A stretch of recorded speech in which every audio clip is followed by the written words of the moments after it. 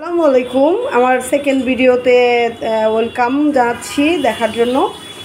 আজকে রান্না হবে হলো বিরিয়ানি। বিরিয়ানি রান্নাটা আর্ট সবাই বলে, বাট আমার বড় আপু মেজো আপু যে রান্নাটা করেন আসলেও আর্ট।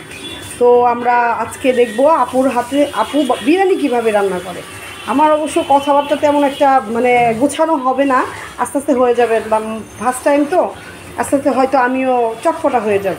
তো আমরা দেখি যে আপু কী প্রস্তুতি নিচ্ছে বিরিয়ানি বানানোর জন্য। ফার্স্ট টাইম সে মশলাগুলো রেডি করে নিচ্ছে। তার এই মশলার রেসিপি আমরা আজ পর্যন্ত কেউ জানতে পারলাম না। আমরা অনেক ট্রাই করেছি তাকে জিজ্ঞেস করার যে অ্যাকচুয়ালি এটার মধ্যে কী মেশানো হয়, কিন্তু সে কখনোই বলে না।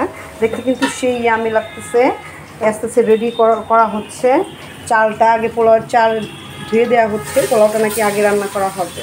পোলাওতে বসানো হচ্ছে বিরিয়ানির যে আলাদা করে যে মাংস রান্না করা হয় সেই মাংসের প্রস্তুতি নেওয়া হচ্ছে। পোলাও এক চুলায় আর এক চুলায়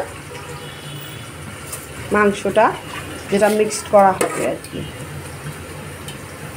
এখন সেই মশলাগুলা ব্লেন্ডার করবে, মেবি ব্লেন্ডারে দেওয়া হচ্ছে। তার রান্নার সিস্টেমটাই ভিন্ন, অন্যরকম, খুবই ইয়ামি হয় তার প্রতিটা রান্না। মশলাটার ভিতরে দেওয়া হচ্ছে কাজু বাদাম, পিস্তা বাদাম, পেঁয়াজ, রসুন, টমেটো। সম্ভব না, তো একটু একটু করে আমি সব সিস্টেমই একটু একটু নিয়ে নিচ্ছি আর কি। কারণ এইভাবে তো আসলে সব টোটালি দেখাতে গেলে তো পুরো 2 ঘন্টা লেগে যাবে, যেটা একদমই সম্ভব না। তো একটু একটু করে সব থেকেই অল্প অল্প করে আমি আপনাদের বিরিয়ানি রেসিপিটা রান্নাটা একটু একটু করে দেখাবো। সেই স্পেশাল মশলাটা যেটা সে ব্লেন্ড করে রাখলো একটু আগে, সব কিছু মিলে এটা মিক্স করা হচ্ছে। সেই স্পেশাল মশলা যার সিক্রেট রেসিপি আজ পর্যন্ত আমরা কেউ তার কাছ থেকে বের করতে পারলাম না। সো এর মধ্যে মশলার মধ্যে মাংস দেওয়া হলো, আমিও নেড়ে দিচ্ছি। সো খাবারটা যদি মজা হয় তাহলে আমারও কিছু কন্ট্রিবিউশন থাকবে। ওয়াও, মাংসটা দেখতে সেই ইয়ামি লাগতেছে, কি সুন্দর স্মেল বের হয়েছে, দারুণ। কোনো কিছু রান্না করতে যেমন অনেক ধৈর্যের প্রয়োজন, আমার একদমই ধৈর্য নাই। রান্না করতেছে আপু, অথচ আমি রান্না করে ভিডিও করতে যে একদম ঘেমে জেমে অবস্থা খারাপ।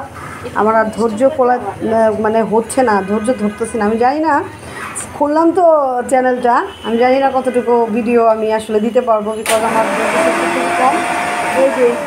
এই যে ব্যাড নয়েজের মতো আমার বিরক্ত লাগে, কিন্তু বিরিয়ানিটা যে সেই রকম টেস্ট হবে এটা বোঝা যাচ্ছে।